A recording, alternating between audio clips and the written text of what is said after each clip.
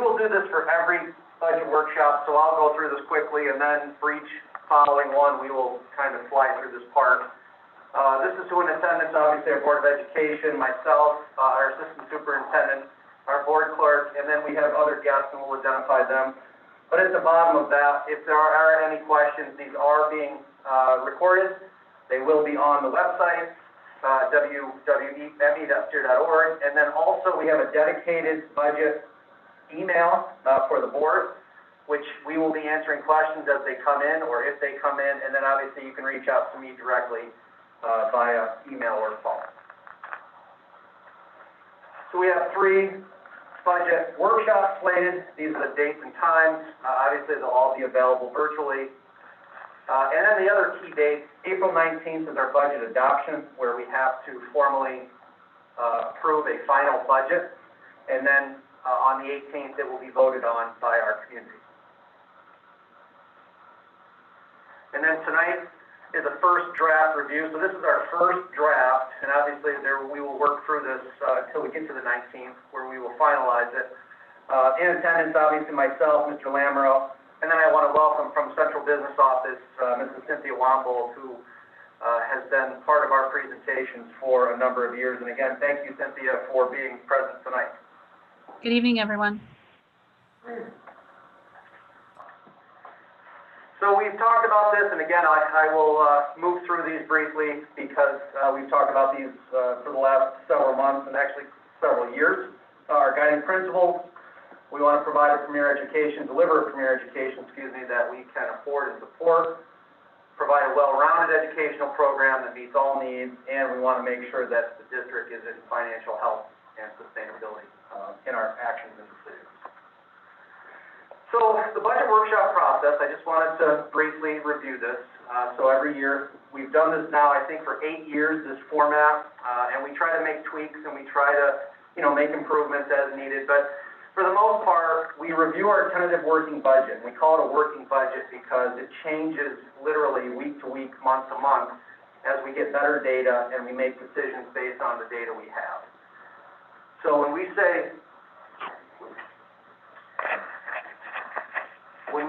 working, we mean just that. It changes until that final budget on the 19th of April.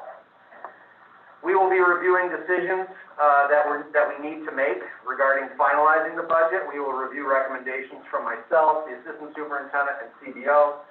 And then really this is an opportunity for the 7 board members and district officials to talk about the budget, answer your questions, and then just create dialogue around any topic or any issue you want to address through the budget development process. So again, it's a workshop for the board.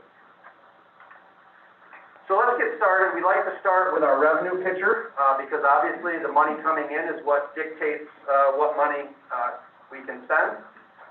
And so we're going to break it up into a couple different areas. First, I want to start with our total revenue. And again, Cynthia is going to provide support as needed if there are any questions. So again, if you do have any questions, it's a work session. Ask them at any point. Don't feel like you have to wait. So as of today, and again, we're still waiting for an official approved budget. So this is based on the information we have, and there are a lot of variables still, and we'll talk a little bit about that. But we are projecting, as you can see, our total revenue picture increased a little under $2 million, $1.9 million, or around 3.69% budget to budget increase. And we'll talk about all the specifics that go in that from revenue. Tax levy is 1.55. We talked about that last week. That has been filed. At this point, if there was ever any decision to change that, whether to go above that or go below that, we would have to make that change and resubmit. So at this point, we are at the 1.55, which is our limit. And then state aid, you're going to know, and we have a couple slides to show this. Building aid, you'll know a huge increase in building aid from year to year, 25% increase. That correlates with additional projects that are coming on the book, so to speak, from our debt service. So we'll talk more about that. So looking at revenue, breaking it out by object, we start with tax levy and then appropriated fund balance and reserves. Our tax levy, again, a little over $25 million that we generate from the community. Year to year, it's a little, $385,000, or 1.55%. So again, that's the number that is represented by the tax levy limit that we have to run a formula, then we have to submit the formula. There's a limit. If you go over the limit, you have to let our taxpayers know, and then you have to have a 60% voter approval for that. So that has been in place since 2011, 12, Cynthia? It's certainly been a number of years now, yes. Yes, yes. Long time. And that's, as a reminder, that's what people always say is the 2%, you know, 2% tax cap, and we have not seen 2% in many years. So bottom line is, it's whatever the formula dictates, and so as you heard last meeting, there's two major factors that go into the tax levy limit. Your growth factor, which is the amount of development within your community, which you would hope to see because you want to see your community grow, and inflation. And so when those two factors are relatively low or nearly zero, they really drive the ability for your tax levy to increase. And so, you know, our tax levy is a modest 1.55. Now, appropriated fund balance, and we'll talk a little bit about this, but appropriated fund balance is going up significantly from $250,000 to over $1 million. And we noted at the bottom, this is done intentionally because we are moving to a self-funded insurance plan, and we want to be cautious, and we want to have flexibility until we have our insurance reserve fund established through New York State, which I will know both Senator Akshar and Assemblywoman Lepardo have reached out and said they are sponsoring the bill, and they will be pushing that bill. So that's great news. We hope to, you know, it could take 8 to 12 months, but at least it's in motion, and we have no reason to believe it won't be approved. So we want to have a little bit of money in the budget specifically for that purpose to create some flexibility. And then appropriated reserves, we're holding steady, a slight decrease, and we'll talk about reserves later on. That's certainly an area, you know, that we have spent some time talking about, but we are planning on using a portion of reserves for this budget. And then our other category, and these are a list of categories. You know, many times people will say, what is other? Because we typically will just put it as a placeholder, other. These are all the different revenue items that fall under the object of other. If anyone has any questions, again, many times they're very low, they're very small amounts, but we have to break them out under these particular categories. And again, you see a slight increase from year to year. It's relatively, it's around $1 million. That's consistently what it's been around that for the last 10 years. So the pilot line there, that means whatever payments we get in, whoever those parties are, they do not pay the 1.55%, right? So what that is, instead of when development was agreed to by the county or the town, that instead of having them pay their taxes at true assessed value, there was an agreement made that they would pay a set amount that escalates up to having to pay the actual amount. But right now, it's a payment in lieu of paying their taxes. Sorry, right, I meant to say, including the 1.55%. Yep. Okay, thanks. Just wanted to clarify that. Greg, we just have two properties that fall under the pilot agreements with the Millennium Pipeline and the Good Shepherd Homes. Okay. Thanks, Jeff. So moving to school aid, and this is the area that has been the most volatile. So tax levy and school aid represent around 47 and 50% or 97% of our overall revenue. So when people ask, so where does the money come from? It comes from the taxes from our local community, and it comes from state aid. So in looking at school aid for this year, and we have spent some time talking about this, you're going to see some funny numbers. You're going to see some really big increases. You're going to see some really large decreases. And then you're going to see an overall number at the bottom of a positive. And so we want to take a little bit of time just to walk through this formula. And there's really two big items that play when it comes to school aid for this year. And really probably for the next 2 to 3 years, depending on circumstances. So the state is receiving federal aid and has received federal aid and is offsetting what we would receive through the state with the use of those federal funds.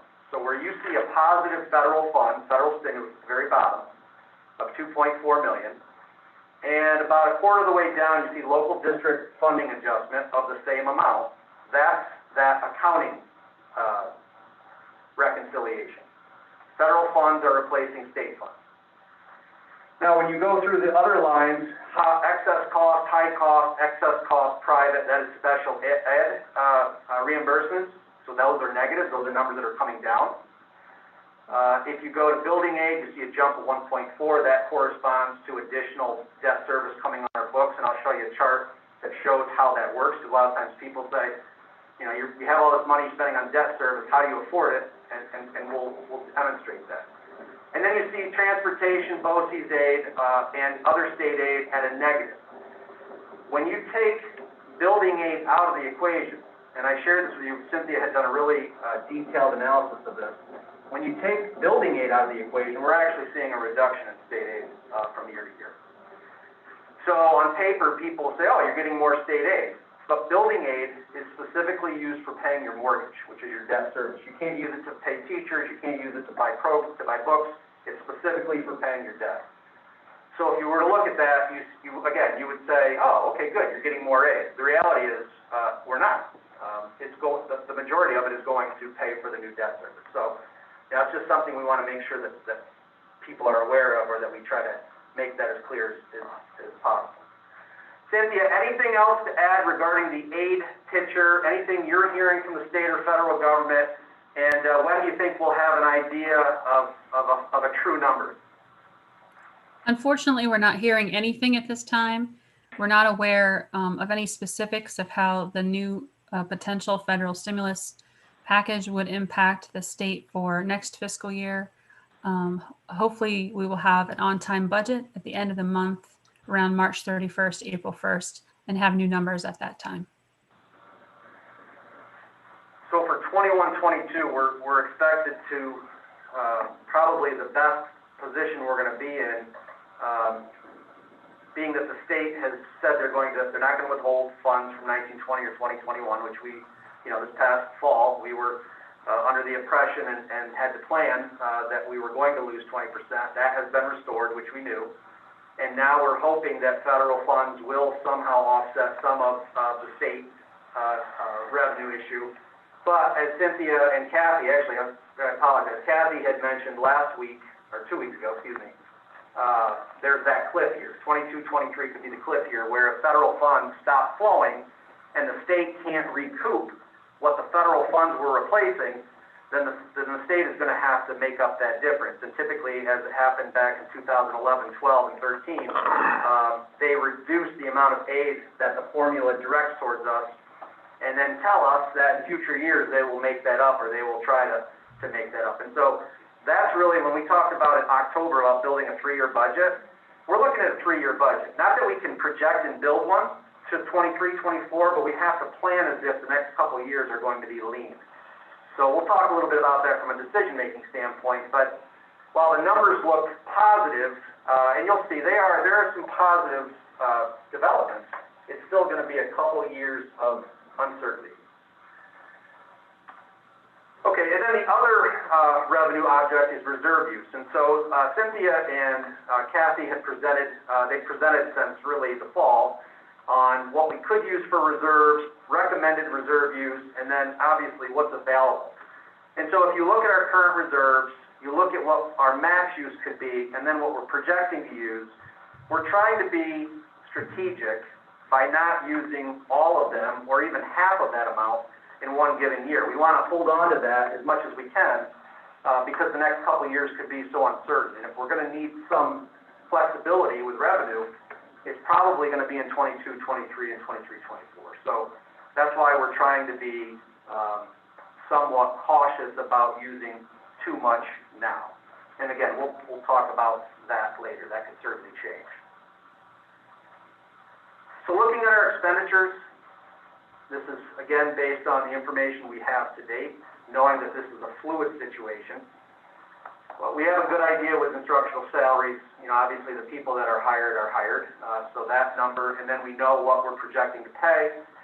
What we do have to evaluate is, we do have a number of positions, I believe we have five or six, so forgive me, that we have retirements. We will be talking about studying if we have to replace all those positions. We're assuming we do, so we're going to budget as if we're replacing those people, and we use a blended number to try to make sure that we're not saying everyone's coming in at the starting rate, to make sure that it's accurate and that we're not overestimating the savings. But there could be some savings there, possibly. Non-instructional salaries, again, that's a fluid number. We have a number of openings across the district. Those positions are typically much more fluid. We have a number of retirements this year, so we may see some savings there, but we're projecting a number that we feel is conservatively appropriate. Small decrease in equipment. Again, we try to be very strategic with equipment and only budget for it when we absolutely need it. Contractual expenses. This is an area that we try to look at every year. Sometimes we add, sometimes we subtract, depending on the need. It's obviously need-based, but that's an area that we're projecting a decrease in expenses. Materials and supplies, you see a slight increase. I'd say slight increase. 16% is not slight, but it's not a huge dollar amount. Again, that's a fluid number, and that is typically based on need. And so this year we saw a need for materials and supplies in many areas, not only PPEs, but we saw it in classroom and across the district. So that's a number that we'll look at, and you'll see later on when we get to the actual final budget line. That's an area we'll keep looking at. Now, debt service, which we'll break out and focus on specifically, that's our mortgage payment. So we do have two projects that are coming on, and what we'll show you later on, or what we showed before, is that you saw a corresponding increase in aid to cover the large majority of that. So we'll talk more about that. So Jason, does that building aid cover, does that go towards the debt service? Yeah. Okay. It doesn't cover it all when Right. you see total, but it covers most of that increase, if not 95% of that increase. Yep. Yeah, it looks like there's about $100K Yeah. difference between Yep. what's getting aided and what's we're paying out. Yep. So, And then ERS, TRS, all the way down to interfund transfers. So those are all fringe benefits, and those are, those ebb and flow with many factors, and those are not in our control. The only control really comes down to the number of people you employ, because those are all payroll taxes that are assigned to people. So, again, we really don't control those. Health insurance, obviously, is one area that we've been working on, and we will highlight that later on. And then interfund transfers, we do a 100,000 project every year, and then we have to transfer funds, typically in a given year, to food service if they run a deficit, because we have to make them whole. And then sometimes special ed, there is some special ed programming that we will transfer funds over as needed. So that interfund transfer is a typical mechanism that we use. So again, year to year, the large increase in this category is attributed to the debt service. So I did this. I'm not going to spend a lot of time. I just thought this. Sometimes people ask the question, so where do you spend your money? Where's the majority of the money spent in a district? And so I simply took those categories and I sorted them by the largest dollar that we spent.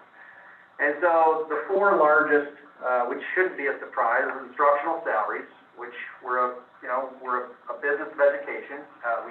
We employ people to teach and to provide services. Health insurance, which is our largest fringe benefit that we offer our employees next to salaries, and again, that's an area we'll talk about. BOCEs, and the reason for BOCEs is to try to minimize costs, or to spread costs out, or to find ways of purchasing services that you wouldn't otherwise be able to. And we've done a lot of business through BOCEs, and it generates aid, and there's a reason for that, and I'll show some examples of that. And then debt service. And debt service, again, is our mortgage, and we'll talk about that. From that point forward, and then the next line is our non-instructional, so all of our support staff. If where do you spend your money? We spend our money on facilities, teachers, people, support staff, and services, BOCE services, which are directly tied to students and staff. So probably across our entire area, if you looked at this category, where we are probably higher, or I know we're higher than anyone else in the region, or maybe one other school district, is debt service. So we'll talk about that. So our debt service amount is high right now, and there's a reason for that. And we'll talk a little bit about that.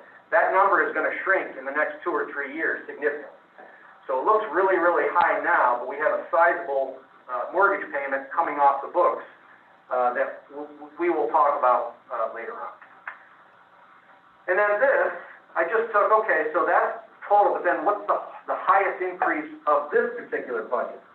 And so you see debt service, salaries, which are all contractual, and then that health insurance, which we've been talking about, and we'll break that out. So again, that's just a way of helping identify where do we spend our money and what's the largest growth factor for this particular budget cycle. All right, so let's focus on debt service. And this came out in our thought exchange. There was a lot of questions, in particular, the timing. I mean, we understand the optics. We have a capital project started. It's in full process. Pandemic, buildings are closed down. Why are we still having a capital project in the middle of the pandemic? And the reality is that money had been spent and accounted for well before the pandemic, and there was need. So when you think of debt service, it is our mortgage. It is the money we spend to make capital improvements or to keep our bus fleet current and safe. So it represents almost 15% of our budget. Now that's high, and we recognize that, and there's a reason for that. But that number is going to come down pretty drastically in the next 2 or 3 years. So yes, if you were to look across the region, we're probably the highest, if not the second highest, in percentage of spending on debt service compared to other school districts. But again, we'll talk about that. There's a reason. Now, in particular, why did we see that large increase? We have our 2019 capital project, which we're currently in phase 2, and we had our solar project, which is our energy performance contract, that also came on. So we had 2 big projects enter the debt service category for this year. Now, the building aid that's associated with that offsets a lot of that, and we'll talk about that, and I'll show you in a chart. Now, the debt service impacts tax levy. So Kathy walked us through the tax levy limit formula last week, and we talked about the service on the debt and what impact that has potentially on a district. So Cynthia, I don't want to put you on the spot. I know we talked about this in the past. We expect a large percentage of our debt service to come off in 23, 24, or 24, 25. Yes, we're expecting a large decrease in 24, 25. You have, it's going to go from $8.2 million of capital debt, excluding the buses, to almost $5 million. So you have a large portion coming off related to the 2007 project. So the 2007 was 59.6, that we're coming to the end of paying for that. So the issue we'll talk about, and we will talk about this in a future meeting, but just for purposes of, that sounds great, our debt service is coming down, we're not going to have, obviously our mortgage is coming down, if you think of it from that standpoint. The impact on the tax levy, just briefly, from a 10,000-foot standpoint, Cynthia, what impact will that have on our tax levy if we don't do anything to fill that dollar amount? It would, because you're going to have a significant decrease in debt, but you're also going to have a significant decrease in building aid in the same year. So the net of that would be somewhere around $400,000 to $450,000, depending on your building aid ratio at the time. So if you did nothing, then the tax levy would decrease by that amount, about $450,000. So again, we just want to put that out there. Now that's great to hear tax levy coming down. But the tax levy generates around 46, 47% of our revenue annually. So for that number to come down, we have to be aware of that now, because there will be an impact down the road. And so again, that's just something we have to keep our eye on. And it's great that number is going to come down, but there will be a consequence we have to plan for and account for. And then the 5-year plan. So again, from a historical standpoint, in 2007, it had been, I want to say almost 7 years, 10 years before a capital project, and probably more like 15 years before there had been a substantial project across the district.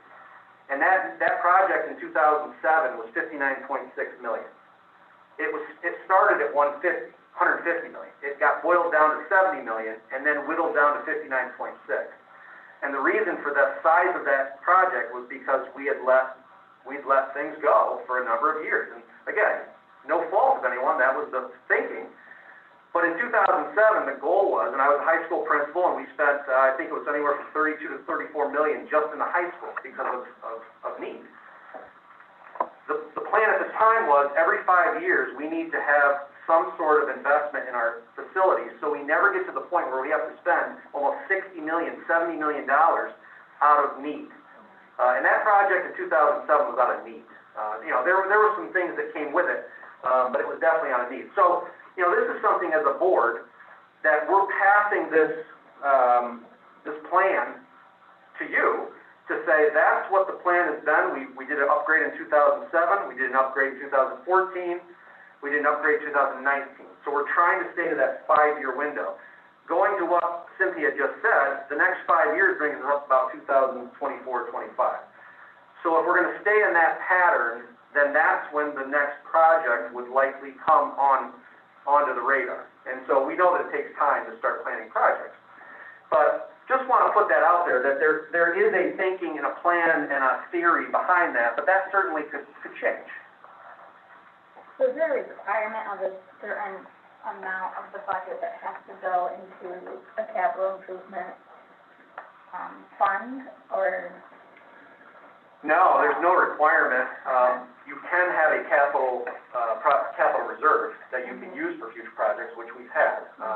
But there's no requirement. Right.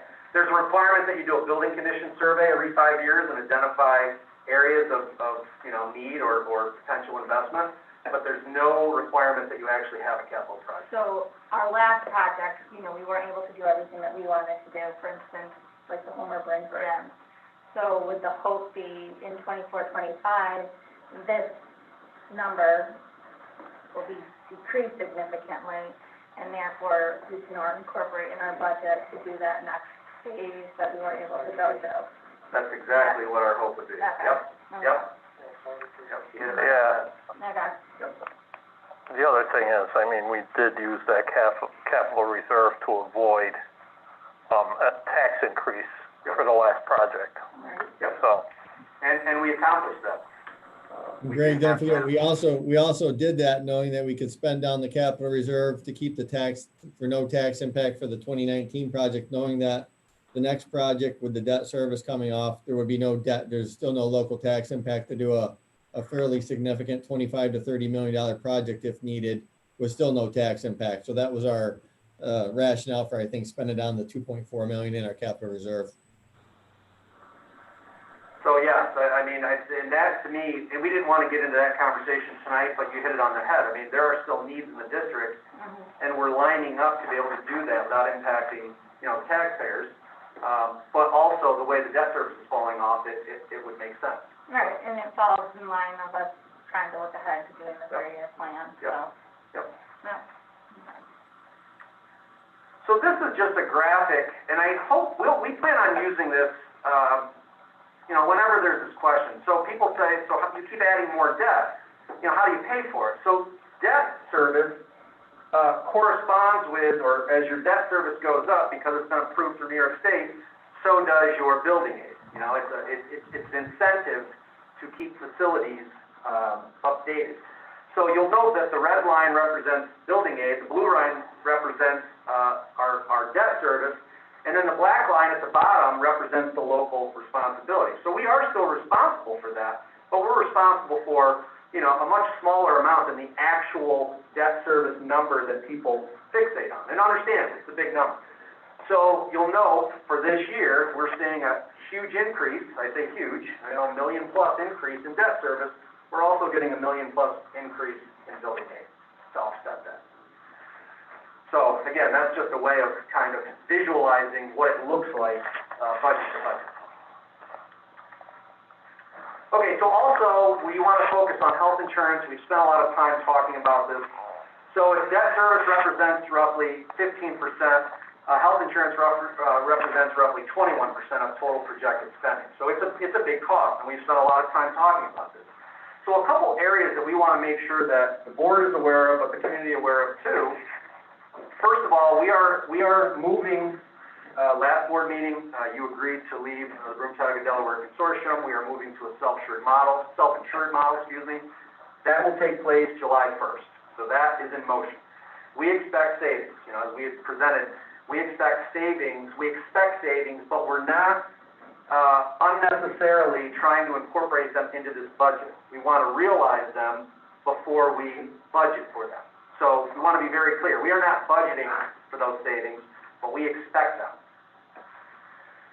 Now, to ask, when people say, so how do you save money moving to this plan? Well, there's two big items, and we talked about this a little bit, but now's a good time to expand on them. There is a portion of that insurance plan is called prescription benefit management that will allow us to basically get 15 to 20% reduction in cost to our prescriptions and our pharmaceuticals. Yeah, we spend about $3 million a year on prescription costs. So utilizing a PBM model is about a $400,000 to $500,000 potential savings for us if it works out. But again, like you said, we're not budgeting for it because it's not a guarantee. And then the required stop loss, Jeff, can you just talk about that? Yeah, so we've talked about stop loss for years, but in the new model that we're moving to, the company that's the overarching company that oversees the plan is called Benecon, and they require two forms of stop loss for schools or municipalities to join their program. The first is an aggregate stop loss. So they calculated our actuarial claims, what they project they would be for next year. And then they have an aggregate stop loss on that at 120% of projected claims. And then they also go another step further and they have a $95,000 individual stop loss for every member of our group on the indemnity plan. So yeah, two forms of protection there. So it's kind of a neat concept. Again, we looked at stop loss through the consortium, but that would have again added additional premium costs of what we were already paying. Going to this model, in a worst case scenario, it's a $15,000 savings next year. And like you said, we're hopeful to see potential savings much greater than that. But we know we've locked in at an absolute, it can't go any worse than that because of the stop loss and the actuarial calculation. So, but going forward, I think it's a great model in terms of those two layers of protection. So that's the model change. And then we are currently negotiating within that model for a new health insurance plan. So we are negotiating a high deductible health insurance plan. We're negotiating with all six bargaining units. We have a tentative agreement and an approval, we believe, from one. We have been actively negotiating with four, and then we have one other group that we will be starting negotiations. If we can get all of our groups to move over to this new high deductible plan, and the district will be, we're obviously negotiating, and we recognize that, it's not 100% savings for the district. You have to obviously negotiate fairly. The savings still could be in excess of $1 million if all groups move. So we're not building a budget assuming that's going to happen. We're building a budget hoping that happens, almost expecting it to happen to a degree. And then our hope is that those savings that come back are going to put us in a much better position for 22, 23, and even farther. So we're trying to position ourselves to deal with the current issue of the unknown so that in 22, 23, 24, we're not having to react. We're in position to get by and get through that. And again, thankfully, our groups have been negotiating in good faith and we're moving forward. So, we're thankful that we're able to have these conversations and that we're moving forward with that. Yeah, I would like to comment that it's good fiscal practice too, not to budget any savings before you actually realize them and can see the number that you actually saved. Yep. Thank you. We thought that was obvious, but I appreciate you highlighting that. You're right. You're absolutely right. So this question, the question comes up. It came up in Thought Exchange. It comes up periodically. And, we hate to drone on health insurance, but it has been an issue for the district. And so, here's what we've done since 2011. Because we don't highlight this, there's really, I don't know who wants to hear about this, quite honestly, until budget development time. So, we have moved our retirees. We did that in 2011. We went to the Hartford plan, then we moved to the Humana plan. In both of those moves, collectively, we've saved almost $2 million by moving from the Hartford, first from the Excellus to Hartford, and then from Hartford to Humana. So through retiree savings from their health insurance side, we've saved significant money. Now, we had huge cases and claims that came through them, and that really ate into those savings. But, we have tried to change the plan. We've negotiated our bargaining units, and that's reluctant. I don't think anyone wants to pay more for their health insurance, but we recognize and they recognize we have to, so we've negotiated those changes. We've negotiated some prescription edits, and this is really around creating better consumers and making sure that people understand you can save money by doing, a couple different steps in between. And then we're currently negotiating with those bargaining units for that high deductible plan. So this is what we've done since 2011. And then, we've showed this graphic over the years, when people say, geez, the budget, it keeps going up and you're having to make reductions and you're having to, cut programs. And this is just an example of why one particular budget line can have a big impact on your overall budget. And these aren't costs that we can avoid. So our hope with the changes we've made is that we're heading in the direction of not having to make reductions purely because we had a bad year on the health insurance side. So here is our draft one. If you put all those together, all those variables, here is draft one, and I apologize, it's a little small. I know on your, maybe on your computer screen you can see a little better. It's all the data I showed, and at the bottom you're going to note we're still at a $491,000 deficit. Now that's first blush. So we recognize that there's still work to do. We haven't baked in any of those potential health insurance savings. So we are showing what we feel is a true deficit with what we know today. But here's what's left, and this is what we're going to work on through the next, really 2 months till we get to the 19th. So we're still waiting to see how much the federal stimulus funds are going to be and what impact that's going to have on the state. And, as Cynthia said, we don't have an on-time budget yet through New York State. We expect one, but we're still not certain what that's going to look like. So if this is the worst-case scenario that we're presenting, then we're in much better position than, we could be. And if you recall last year, we had to make some reductions because we were looking ahead of what this year could be. And, again, and then with some timely change in health insurance, we're in a much better shape. We think we're going to get savings from negotiations. Again, I say I think because we're not baking them in, but we expect to, or we hope to. We could use more reserves. Again, we're going to talk about that. We're going to make a recommendation, but we could. And then the last item is we need to put more analysis on our expenditure items. We've put numbers up that we think we need. And I say we think, listen, you're building a budget for July 1st in January, and a lot of things happen from January to July, and then really the brunt of your spending when it comes to students and teaching staff starts in September.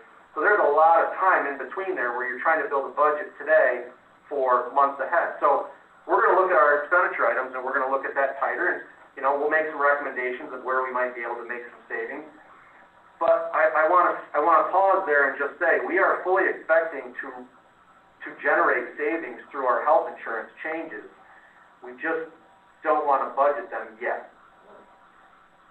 because we don't feel like that's, as Greg, you said, that's not good fiscal responsibility. So I don't want to say that having a negative number now is good, but we are in a much better position than we could have been or would have been last year. So no need to panic, but we've still got some work to do. So the next couple slides, and again, I did this for thought exchange. We asked for community members to reach out. They had questions. So each budget workshop, I'm going to try to add some questions that people have asked. And again, it's really more for education and to generate dialogue and conversation.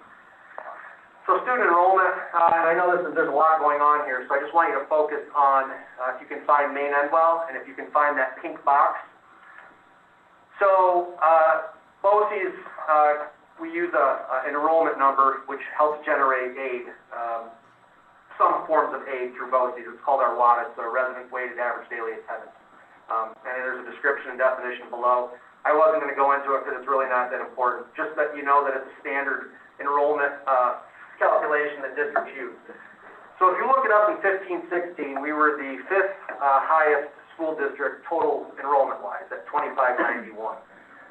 And so I want to fast forward to the current year, and you'll note that we are now, I guess that's not a good slide. I meant to show you we're now the 4th largest, excuse me. But what I wanted to show you is if you look at total enrollment over all of these school districts, and I didn't add school names because, again, that's not important. We've seen the largest increase in population enrollment in the entire region. Now, you'll note there's a school district that's lost over 600 students from this time period. That's around 30 full-time teachers if you divide that out. We've actually increased slightly, but we've increased 2 to 3 teachers. Now, the point to that is that's an honor and a congratulations, and it says a lot about the district. But when you're budgeting tightly and your enrollment's going up, it puts a strain on your budget. So, again, I celebrate that. Kudos to us and kudos for the community for having a great school district, but also it's another added pressure. So, you know, when people say, enrollment's going down, why are you still spending money? Well, enrollment's not. It's flat. At least you can say it's flat, if not slightly going up. So if anyone says, what's enrollment doing? Enrollment's actually slightly growing up across the district. You have a question, Mr. Baldoni? I know you're up there. Yeah. Okay, this is also one, and I don't want this to sound self-serving, but I think it's a legitimate question. People ask us, so why do you have them, and what are their job responsibilities? And again, it's a fair question, especially if people aren't aware of what the job and roles are. So in our district, we have 14 full-time administrators, and those are the positions. And I show that graph. That graph's a little misleading. In 11 and 12, the Maine-Endwell, and I'm using the Maine-Endwell Administrators Association. So that's the union, or the collective bargaining association of the administrators. That doesn't include the superintendent or the assistant superintendent. They were at a membership of 23. We made some reductions. We used some BOCES services, which I'll highlight in the next slide. We got down to a low of 13. We didn't fill a retirement in 13, 14, but we did put one position back. I believe, yeah, it was 16, 17. From 16, 17 on, we have been at 14 full-time positions. And so, again, those positions, what do they do? I think number 1, 2, 3, and 4 are obviously important. There's absolutely no way to overlook that. But I think number 1, if you had to ask anybody, so what does an administrator do, or what is the role of administration? I mean, number 1 is it. And, you know, I think if you look at the staff we have, they didn't just fall off the tree and walk in the door and say, hey, I'm here to work. They actually were recruited, and they were hired, and they were interviewed, and a lot of work into making them, work for Maine-Endwell and be successful. And that's one of our major jobs. So if anyone asks, what's the administrator's role? If that's the only thing we do, I'd say that's still pretty important in a business that, you know, is about people. So the other item too is just, this is a little bit about BOCES. So when people ask, why is that BOCES line? Why has it gone up? What's the significance of it? So we've utilized BOCES for 9 positions.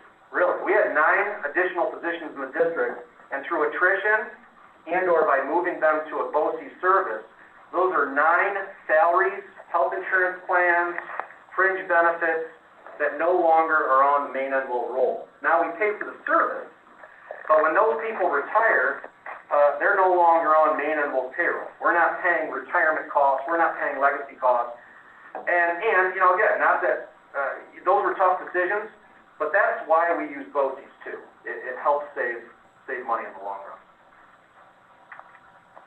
All right, so that was it for tonight, and obviously it's a working session. We wanted to dialogue throughout. If there's any questions, if there aren't any more questions for tonight or for Cynthia or Jeff or I, Then our next meeting, we're gonna tighten those numbers up. We'll come back to you with where we are, what decisions are left. And then obviously, we'll, you know, if we have to make some decisions, we're gonna bring those to you along with some recommendations. So I will pause, and if there's any questions, please ask away. I have, one comment I wanna make is that's not all we use BOCES for, right? I mean, No. special ed services are significant, Oh, right? no, that did not do it justice. Right. Nope. Also, I did have one question, and I know we've been, you know, with our budget crunches the last few years, we've been scaling back materials quite a bit. But the number that we showed for 21 and 22, that included the PPE? I'm sorry, 20 and 22. Yeah, so we 20 got, and 21. Greg, 20 we and 21, we yeah. had so for 2021, so all the numbers are in there that we've currently spent. But for 21, 22, again, we're anticipating that there's still gonna be a need for PPE. Because we have to put something in there. We gotta assume that there's still gonna be some needs in there. And we probably have that need for at least half a year, maybe in 21. That's Right, what 20. we've looked at. Yeah, we've based that on, I think, through February in our calculations that what would it cost for, masks and, if any of the shields that we purchased break or whatever. So it's not nearly going to be as high as 2021, but, we'll still need Clorox wipes. We'll still need a lot of the PPE. That's it. That's all I had so far. I had a quick question. Yeah. So last year, we had to make, cuts in almost every department kind of got a little bit hit. So this year with, our retirees and our resignations and the possibility of being able to save a little bit of money, would you present to us what positions you think may be refilled or come back and, Yeah, we can certainly have that conversation. This budget has, we're still looking at worst case scenarios, so yes, we will come back with areas we could possibly save, areas we could possibly invest in. Yes, yes, absolutely. Yeah, I think if we look at restoring positions, right, I know a couple departments have gotten depleted more than, but we also have to consider the fact that, when that stimulus money goes away, what's in the out years, right, what's the state's, if the state doesn't restore some of that, and can't say I have a lot of confidence they will right now, but, then what's the impact? right, Right, kind of like so- making the decision of what's priority, so we're not like rehiring and then giving back in the Right, roller coaster, so it is making that decision of what priority and what little improvements we can make to Right. bring some of it back, where we definitely have been depleted in. Right, I agree. We have to temper it, that's, Well, and And it doesn't have to be, it's not a restoration, it could be a new investment, right? It could be a reallocation. And so to your point, yeah, I think we look at our strategic plan and we say, if we're looking at a 2 to 3 year cycle, and maybe we're not doing it in year 1, but in year 2 or 3, what is it that we want to value and Right. restore and or reinvest Like in? an A, phase 1, Yep. 2, 3 Yep. type thing. Yep. Mhm. And I think this year will be interesting. We're hopeful with negotiations. We're hopeful to realize some savings from health insurance. If it looks like we hit a home run, and again, I don't want to sound like it's going to happen, but let's say that we do really well, and it looks like the performance is sustainable, not just a 1 year, then I think we can have those conversations, and we can say, okay, so we're breathing a little easier now, knowing we don't want to make reductions 2 years later. Right. What does that look like? So yeah, Melinda, I think it's absolutely timely to have those conversations. We just don't want to sell, we don't want the thought to be that we're cutting, then we're putting back, then we're cutting like you said. So I think we just have to be strategic. Right. Yep. Yep. But yeah, that actually, I think, might be refreshing to do some or forecasting. Right. Anyone else? Mr. Henderson, Ms. Vicki, anything? Tom, Vicki, any questions? No, I'm all None, set. none from me. Okay. yeah, thanks, Jason. That was- Cynthia, anything else you want to add or conclude on? Nothing else. No, thank you. Okay, thank you very much.